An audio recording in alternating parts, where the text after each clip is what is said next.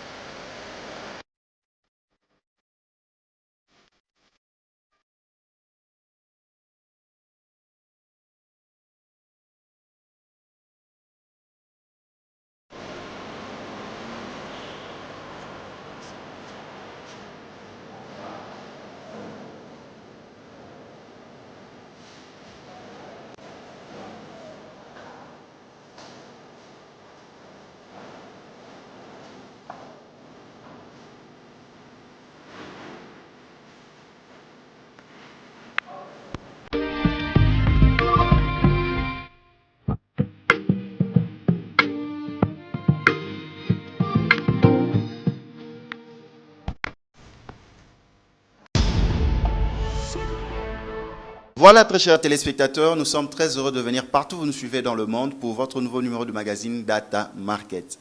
Nous sommes très heureux de venir chez vous pour vous parler du management dans le secteur de la télécommunication. Ensemble avec un grand manager que nous recevons ici sur ce plateau, pour parler de ce secteur, nous allons partager l'expérience pour ces jeunes entrepreneurs, pour ces opérateurs dans le secteur de la télécommunication, ainsi que toute personne intéressée par ces secteurs. Et là, sans plus tarder, je vais vous présenter mon invité de ce soir. Bonsoir Omar Koder. Bonsoir et bienvenue au bureau d'Africell. Merci, nous sommes très heureux ici d'être au siège d'Africell. Omar Koder est l'actuel directeur général d'Africell. Et là, d'entrée de jeu, nous allons parler du secteur de la télécommunication. Omar Koder, vous êtes l'actuel directeur général d'Africell. Est-ce que vous pouvez nous résumer votre parcours jusqu'à ce jour? Moi, j'ai commencé mon carrière comme un financier. Alors, j'ai fait plusieurs industries. J'ai fait l'industrie de la production médicale, j'ai fait l'industrie de médias. Et depuis 7 ans, je suis dans le secteur de télécommunications. J'ai travaillé avec Groupe Azur et j'ai commencé avec Africell depuis 6 ans, où j'étais présent à Gambie. Après, quand on a fait l'acquisition d'Orange à Ouganda, j'étais un des éléments qui a assisté dans cette transition-là. Et depuis 2 ans, depuis 2016, je suis ici à Congo avec mon rôle comme un DG. Voilà, très chers téléspectateurs, vous qui nous suivez partout dans le monde, vous pouvez nous atteindre, nous envoyer vos SMS au plus 243 90 754 41 40. Plus 243 90 754 41 40. Ou nous écrire par email sinfo4@gmail.com. Omar, vous êtes l'actuel manager général de Africell ici en RDC. Les jeunes entrepreneurs qui nous suivent, qui désiraient se lancer dans ces secteurs, quels sont les conseils que vous pouvez leur donner afin d'assurer leur investissement dans ce domaine? Moi, je pense que le rôle des entrepreneurs aujourd'hui peut se diviser en 2 domaines. Le premier domaine, c'est le domaine traditionnel. Ce sont les entrepreneurs qui font le revendre de notre produit, les cabinets et les grossistes. Tous les revendeurs de notre produit, ils sont des entrepreneurs. Ils commencent avec un montant qui est pas très grand, matériel, mais avec le temps, on voit des entrepreneurs qui commencent à faire des chiffres d'affaires qui sont intéressants. Alors ça, c'est la méthode traditionnelle. Mais aujourd'hui, je pense que le futur, c'est pour les plateformes digitales. Ce qui est en relation avec le développement des applications et les services digitaux. Alors vraiment, la génération, les étudiants qui sont encore des étudiants, ils doivent se diriger vers la technologie, l'informatique. C'est ça le futur du secteur de télécommunications. C'est c'est pas seulement le secteur de télécommunications, mais le secteur de technologie encore. Alors je pense que oui, vraiment, les entrepreneurs, ils peuvent ajouter la valeur au secteur, mais ils doivent développer les techniques en relation avec ce domaine-là. Est-ce que Africell aide ces jeunes à valoriser leurs idées? Nous, chaque jour, on reçoit des demandes de sponsorship. On a une équipe qui fait le filtrage de ces demandes-là. Et il essaye chaque jour de choisir quelques projets pour étudier. Ce sont des projets, quelquefois, qui ne sont pas seulement en relation avec la technologie. Et je prends un exemple. On a beaucoup aidé des artistes ou des réalisateurs à progresser. Aujourd'hui, si tu vois notre publicité en général, ils ne sont pas de production avec des sociétés, de grandes sociétés de production. Ils sont produits vraiment avec des jeunes. Je ne veux pas faire la publicité, mais il y a un de notre réalisateurs qui a travaillé les dernières publicités pour Africell. Aujourd'hui, il produit des clips et des chansons pour des grands artistes comme Ferregola, Werason et tout ça. Alors aujourd'hui, on donne l'opportunité aux jeunes, s'ils ont un produit qui est intéressant et fiable, on voit et on revue. On n'a pas la capacité de supporter tout le monde, mais on essaie de temps en temps de choisir quelques projets. Chaque mois, on a quelqu'un qui nous donne le projet et le support pour développer son projet. Vous êtes le directeur général d'Africell. Vous êtes même dans la cuisine interne, dans l'évaluation de coûts. Quels sont les ingrédients qui entrent dans le calcul du coût d'un appel téléphonique? Et aussi, j'ajouterai, avez-vous un coût minimum ou un coût plancher? Au début, je pense que l'étude de coût, c'est une étude qui est très complexe. Mais pour simplifier pour notre audience, aujourd'hui, le coût se divise en 3 parties ou 4 parties générales. Au début, c'est le coût de l'essence. Il y a la taxation directe sur chaque minute que nous, dans le système de fiscalité, on paye des droits pour le système fiscal. Il y a encore le coût des investissements, l'essence, les équipements techniques. La technologie change chaque 3 années ou 4 années. Alors, l'opérateur a besoin d'investir des millions et des millions de dollars dans notre réseau pour donner un service qui est fiable. La technologie change et nous, on doit suivre le changement de la technologie. Alors, vraiment, le coût, c'est un coût qui est complexe. À la fin, il y a le coût des staffs d'opération, de louage, tout ça. Alors, le coût, c'est vraiment quelque chose qui est complexe à simplifier, mais l'opérateur a un coût qui est vraiment élevé pour opérer dans ce pays. Très chers téléspectateurs, vous qui nous prenez de court tout de suite là, nous recevons Omar Koder, qui est le directeur général d'Africell RDC. Nous échangeons, il nous partage son expérience sur le management dans la société de télécommunications. Et là, il y a un nouveau regard. Vous êtes jeune entrepreneur, vous êtes opérateur dans la télécommunication et vous êtes toute personne intéressée dans ce domaine. Voici l'occasion où le directeur général d'Africell RDC partage son expérience dans votre magazine Data Market. Nous allons, par rapport à cette question qui est de savoir, les sociétés de télécommunications comme la vôtre, la majorité des revenus proviennent des ventes de cartes prépayées ou des cartes SIM. Par rapport à votre part de marché, quelle est le part de marché de Africell ici en RDC? C'est pas, la recette vient de vente de recharge, mais vraiment la recette, elle est divisée en plusieurs secteurs. Ça veut dire le secteur de l'opérateur téléphonique, son recette vient de la consommation des appels local, international. Il vient de la recette de data, de la consommation de mégabytes et la connexion. Elle vient de recette des SMS. Aujourd'hui encore, Africell a commencé à développer le secteur corporate. Ça veut dire, nous, on a commencé à fournir des services à des sociétés commerciales.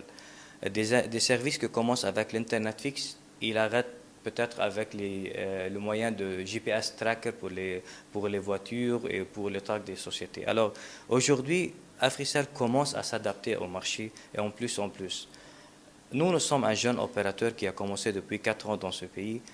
Mais aujourd'hui, on a une partie de marché qui est vraiment importante. On a à peu près 12% de marché. Il y a plus que 3,6 millions d'abonnés qui ont donné la confiance à Africell. Africell n'a pas fait la couverture totale pour le pays parce que avec la période qu'on a passée de quelques ans, c'est difficile, c'est un grand pays. Mais je pense que l'année prochaine, ou cette année-là, on va commencer notre expansion à l'intérieur. Alors, à Kinshasa, je pense qu'on a une bonne marché de plus que 25% de marché.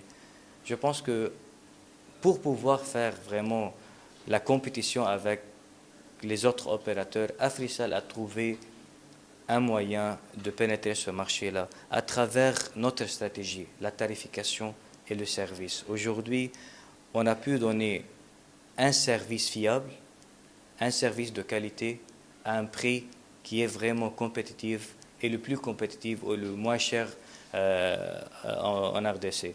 Alors, ce point-là, les gens aiment économiser. Mais les gens n'aiment pas, les utilisateurs ou notre client ou les clients en général, ils n'aiment pas économiser sans une valeur. Alors si moi je te donne quelque chose à 1 dollar, mais la valeur n'est pas une bonne valeur, tu ne vas pas l'acheter une autre fois. Alors aujourd'hui, on travaille chaque jour pour améliorer notre qualité, pour pouvoir faire la compétition avec les autres. Voilà, nous tendons déjà à la fin de notre première partie, première phase de notre magazine. Deux petites questions pour entamer le droit de consommateur. Face à la concurrence, comment se situe Africell et donnez-nous la santé de Africell. Je pense que c'est une bonne opportunité de parler un peu d'Africell parce qu'Africell aujourd'hui, il y a une perception qu'Africell c'est un petit opérateur qui va opérer pour 1 an, 2 ans, après il va quitter le pays. Ça, c'est pas correct. Africell aujourd'hui, c'est une partie, Africell DRC, c'est une partie d'un groupe qui a une opération dans 4 pays en Afrique depuis 2001. Nous sommes market leader à Gambie avec plus que 67% de marché. Nous sommes numéro 1 à Sierra Leone avec plus que 60% de marché.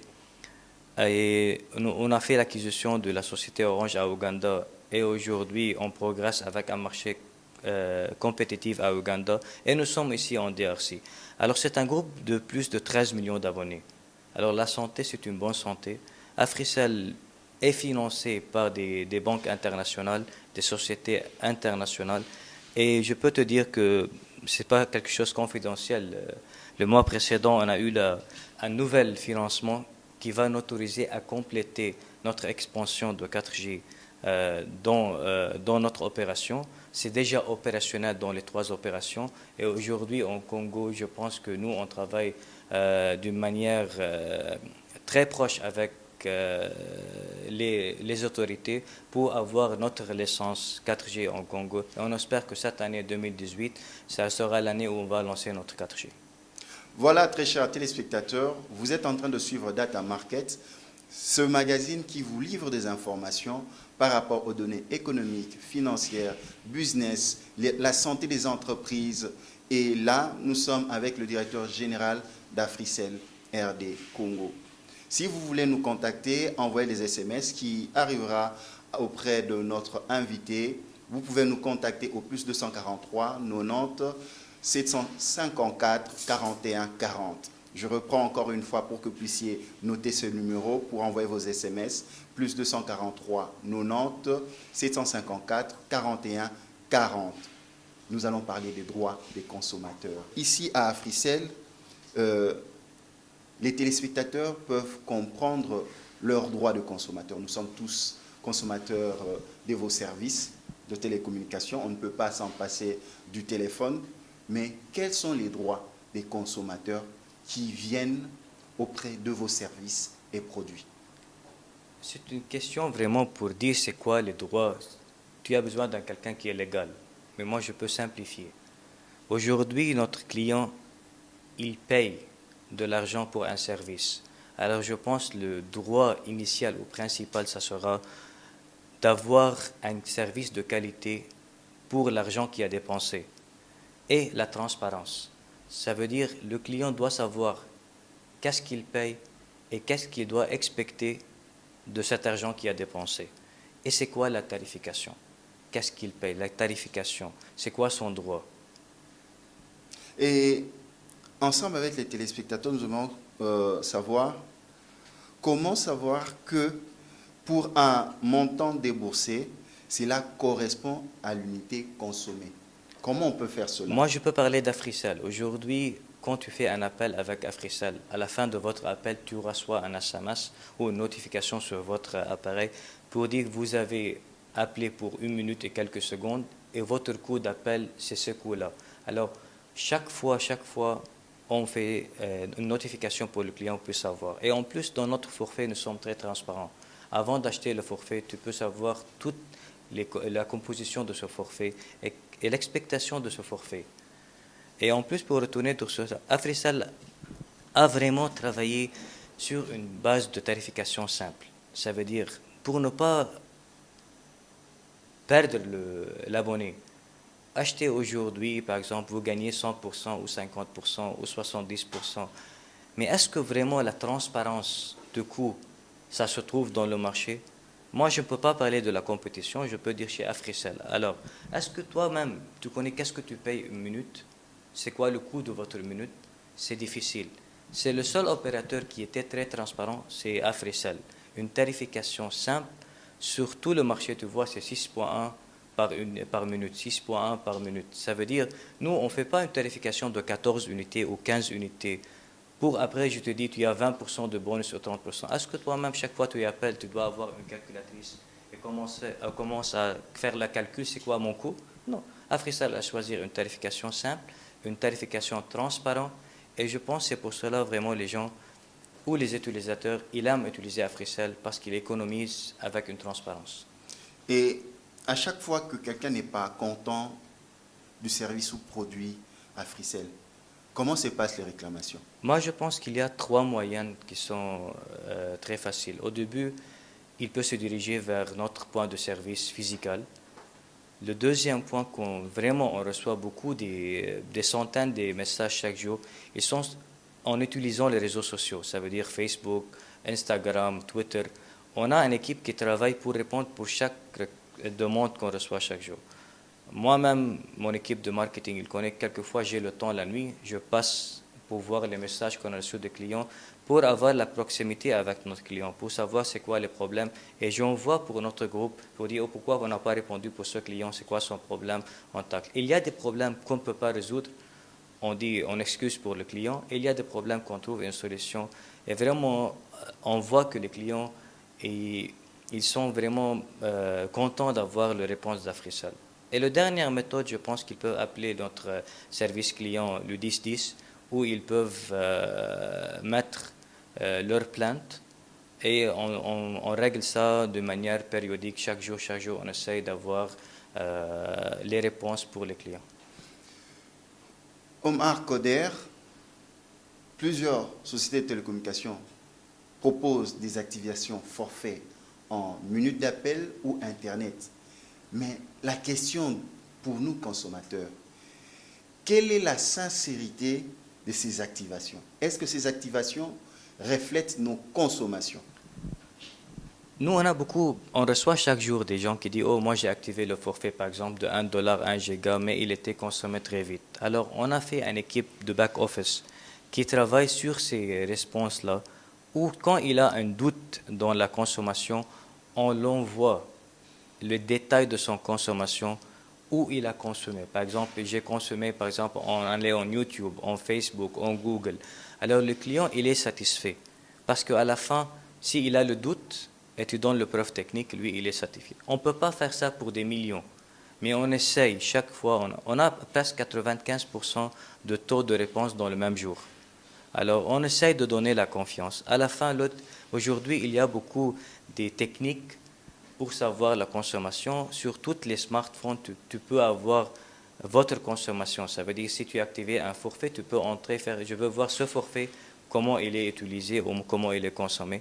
Ça a besoin beaucoup d'informations pour les clients qui soient éduqués, comment dire, qui soient informés pour ces détails-là.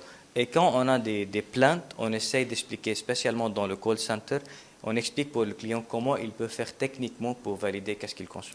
Vous êtes expert dans ce secteur. Une petite question.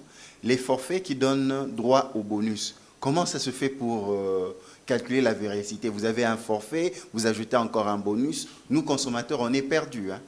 Mais peut-être c'est ça la technique. La technique de marketing, tu sois perdu. C'est pour ça qu'on a choisi qu'Africell a la tarification qui est simple et qui est droit. On évite les bonus. Vous Parce que évitez les le bonus. bonus, ça perd plus les... Moi-même, j'ai une équipe qui essaie quelquefois de faire des calculs de tarification des compétitions. C'est très dur, hein. Un bonus sur un bonus sur un bonus que tu peux utiliser, oui, non, et tout ça. Alors, c'est une condition qui est très difficile. Euh, Omar, le mobile money, c'est le futur même dans la consommation. Pour les mobiles banques, quelle est l'approche d'Africell?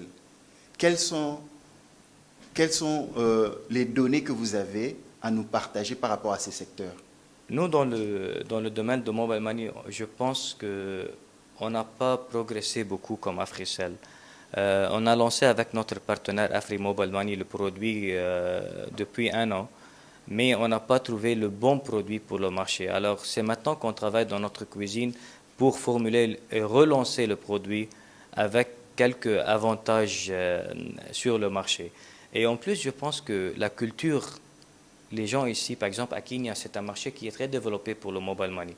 Aujourd'hui, le Congo commence à vraiment attraper ça. Tu vois, les gens maintenant commencent à utiliser le mobile money. Et même, c'est le même principe que d'avant. Avant, on utilise les scratch cards tout le temps pour recharger votre téléphone. Aujourd'hui, tout le monde recharge les téléphones en utilisant le recharge électronique. Alors, le carte physique, presque, il disparaît Et moi, je pense la même chose. En futur, le monnaie physique, il va disparaître et on va compter plus sur le monnaie électronique. Voilà, nous achevons notre deuxième phase de notre entretien, mais il y a une petite question, cette question qui fâche les consommateurs. À chaque fois qu'il y a interruption de l'Internet, SMS, appel, forfait, pour une raison ou une autre, comment se fait la réparation? Qui est fautif? Et moi, je peux dire que c'est un cas que l'opérateur n'espère pas. Mais quelquefois, on a des choses qui sont au-delà de notre contrôle ou contrôle technique ou contrôle judiciaire. Alors, pour nous, quand il y a une coupure, on essaie chaque jour de voir qui sont les clients qui ont activé des forfaits et on fait le crédit le lendemain pour que le client ne perd pas l'argent qu'il a dépensé. Alors, on a fait ça plusieurs fois et on continue à faire ça. Toujours, il y a un délai de 24 heures pour que le technique fait l'analyse qui est activé, qui n'a pas activé. On parle des millions de clients. Mais pendant 2 jours après la coupure, tout le temps, le client reçoit tous les mégabytes ou la période. On fait une extension de période pour s'assurer que les clients reçoivent leur argent. Voilà, très chers téléspectateurs, vous qui nous suivez, le directeur général d'Africell RDC a parlé avec sincérité de cœur par rapport à ce problème qui arrive souvent, interruption de l'Internet, SMS, des forfaits. Et là, Africell aide tout le temps, tant soit peu, à répondre aux desiderata de ses abonnés. Nous passons à la dernière phase de ce magazine. Et là, j'interpelle l'attention des futurs managers, des jeunes entrepreneurs, de tous ceux qui voudront un jour manager ou qui managent des entreprises. Omar Koder va partager son expérience de manager. Omar Koder, un dirigeant, un manager, un leader, c'est celui qui est là pour son staff, c'est celui qui est là pour ses collaborateurs, c'est celui qui se présente en exemple. Selon vous, comment vous définissez un bon management dans une entreprise, par exemple, comme la vôtre? Moi, je pense que le manager, l'approche de management, il va se baser sur la nature humaine. Ce sont les caractéristiques de personne lui-même. Ce n'est pas une position que tu diriges par force. Alors, le plus important, je vais utiliser le mot technique en anglais, c'est leading par exemple. Donc, former ou apprendre par l'exemple. L'exemple. Le manager, il doit être lui-même un exemple. Parce que tu ne peux pas imposer à votre staff de faire quelque chose que toi-même tu ne fais pas. Alors, tu commences par toi-même. Ça, c'est le premier point. Le deuxième point, c'est la proximité. Et la proximité, c'est comment toi, tu es proche de votre staff. Si tu n'as de votre staff, de votre client, de votre compétition, tu dois être proche de la réalité, la proximité. Et pour avoir une proximité, tu dois avoir une bonne communication. Ça veut dire tu ne peux pas fermer votre porte et restricter les gens que tu travailles avec et ne pas avoir la bonne information. Alors, la communication, c'est quelque chose encore qui est utile et qui est nécessaire pour pouvoir savoir comment gérer les gens qui se travaillent avec toi. Alors, on a parlé de la proximité, on a parlé de la communication, et je parle encore d'un élément qui est très intéressant, de donner le pouvoir, de donner la chance au staff pour progresser. Aujourd'hui, nous ne sommes pas une personne qui peut faire une société. C'est une équipe qui fait une société. Et je prends l'exemple d'une équipe de football. Si tu as les meilleurs joueurs dans le monde qui travaillent, qui jouent dans une équipe, si l'équipe travaille comme une équipe avec une harmonisation et sur un but, avec une procédure qui est claire, avec une méthodologie, avec une stratégie qui est claire, cette équipe-là, il peut gagner même une équipe qui est plus forte que lui. Mais quand l'équipe commence à avoir plusieurs joueurs qui ont leur individualité et leur agenda, l'équipe, il va échouer. Alors aujourd'hui, le manager qui est bon, qui peut construire une équipe qui peut travailler avec lui. Il n'y a pas une personne qui est mauvais, qui est bon. Tu dis que cette personne-là a quitté sa société. Il a quitté la société non pas parce qu'il n'est pas bon, mais peut-être lui, il n'est pas dans l'équipe ou il n'a pas senti qu'il est homogène avec l'équipe. Alors le plus important d'avoir une équipe de travail qui est homogène, qui peut travailler ensemble pour pouvoir un résultat. Et cette équipe, il a besoin d'un chef d'orchestre. Le rôle du chef d'orchestre, de pouvoir entendre chaque musicien, comment il fait, et pouvoir régler et harmoniser le travail ensemble. Alors, ce sont les caractéristiques du management. Tu ne peux pas être un bon manager sans la communication de base et sans la communication avec votre équipe. Quelle est votre politique dans la gestion de carrière et des compétences de vos collaborateurs? Comment vous y prenez? Nous, on travaille vraiment comme une équipe. Alors, on ne travaille pas d'une manière traditionnelle. Ça veut dire, le management traditionnel, ça se base sur le pyramide. Ça veut dire, il y a le top, le middle management, le low management et le staff. Nous, en Africell, on travaille dans une flat organisation. Ça veut dire plus linéaire qui concerne d'une ligne ou deux lignes. Il y a toujours les responsables et les employés, mais la communication, c'est un peu flat. Alors, ça donne l'opportunité à savoir qui sont les staffs qui ont le potentiel d'être développés. Parce que le ligne de communication ou de reporting, c'est clair et c'est simple. Alors aujourd'hui, nous, on essaye vraiment de savoir qui sont les staffs qui sont potentiels et on travaille de proximité pour les développer et pour pouvoir progresser dans leur carrière. Omar Kader, qui est un jeune, qui est avec nous, qui partage son expérience. Voilà, vous êtes le directeur général d'Africell. Les jeunes voudraient savoir votre expérience sur la manière de travailler avec vos collaborateurs. Comment ça se passe? Moi, je pense qu'il y a une chose que les jeunes, ils doivent toujours pratiquer dans leur carrière. La première chose, c'est de ne pas arrêter d'apprendre. Ça veut dire qu'il y a beaucoup de jeunes qui disent « moi, j'ai fini l'école, je veux travailler ». Non, continue. Si tu as le pouvoir, si tu as les moyens, continue. L'éducation, c'est très important. Lire, c'est très important. Apprendre des autres, parce qu'aujourd'hui, vous avez 10 ans, 15 ans d'expérience. Mon expérience, moi j'ai acquis ça quand j'ai travaillé avec les autres. Alors, c'est le transfert d'informations, c'est très important. On doit toujours laisser, les jeunes doivent laisser leur perception, leur réception, le pouvoir de recevoir l'information très ouvert. On ne dit pas que moi je sais, moi je suis le seul qui peut faire ça. Non, le ego, il doit être toujours petit. Nous, toujours, chaque jour, moi-même, chaque jour, je m'apprends quelque chose qui est nouvel. L'exposure, c'est quelque chose qui est important. Et toujours, moi je vais donner l'exemple aujourd'hui, c'est quelqu'un qui m'a dit, nous on a un chauffeur qui travaille avec nous la nuit. qui travaille avec nous la nuit et le journée, il fait un ingénieur d'électrique. Aujourd'hui, il a quitté comme un chauffeur, c'est mon chauffeur personnel. Il a quitté comme un chauffeur et aujourd'hui, c'est le premier jour qu'on le voit comme ingénieur technique avec Africell. Alors, aujourd'hui, ce personne-là a passé toutes les périodes qui sont difficiles. Il travaille la nuit, il se réveille le matin, il se dirige vers l'université. Il a travaillé. Si lui, il a resté comme au début, comme un chauffeur, son carrière se limite pour un chauffeur. Mais il a dit non, moi j'ai le pouvoir, je veux faire quelque chose. Alors il a continué, il a travaillé pour arriver à être un ingénieur. Aujourd'hui, il est un ingénieur et j'espère que dans les années qu'on va le voir, il sera un des managers dans notre société comme un ingénieur technique. Alors, toujours rêver. Il n'y a pas de limite. On rêve, mais on laisse les pieds sur le terrain. On doit toujours, on rêve. Moi, j'aime avoir une voiture, mais comment je peux avoir la voiture? Je dois travailler pour avoir la voiture. On rêve, on travaille.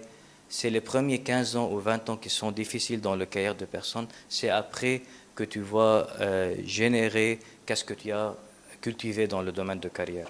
Alors, rêvez. Le ciel, c'est votre limite. Il n'y a personne qui peut tuer votre rêve. Rêvez, mais laissez vos pieds sur le terrain pour pouvoir vraiment travailler. Très bien dit. Le temps passe vite.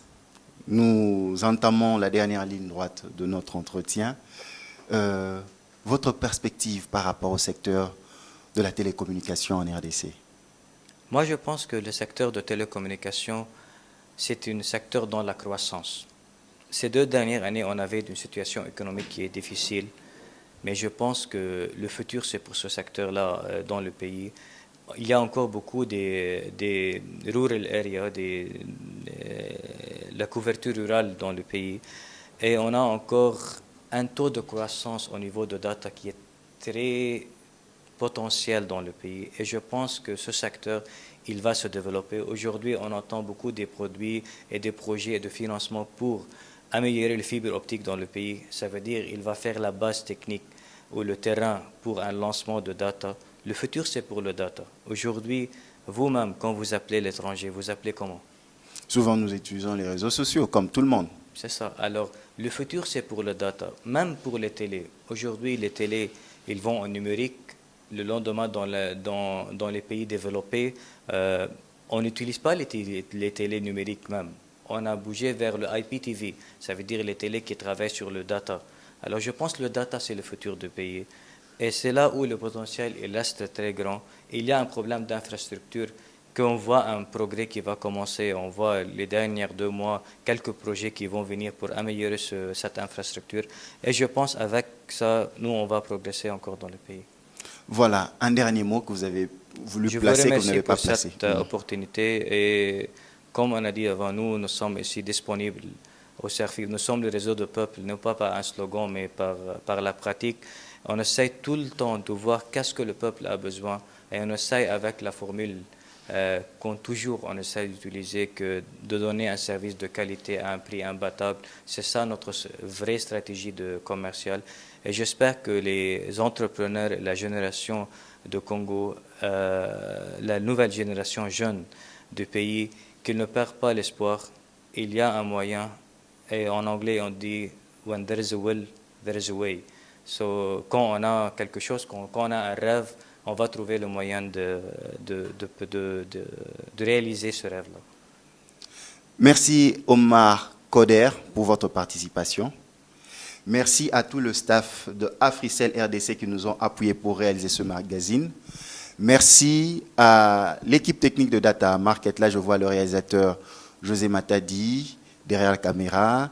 Je vois Toms Biaivanga derrière la caméra 2. Merci à l'agence d'ANV qui nous a accompagnés et merci à l'honorable Clément Zao. Quant à moi, je vous dis merci, à la prochaine. Ciao.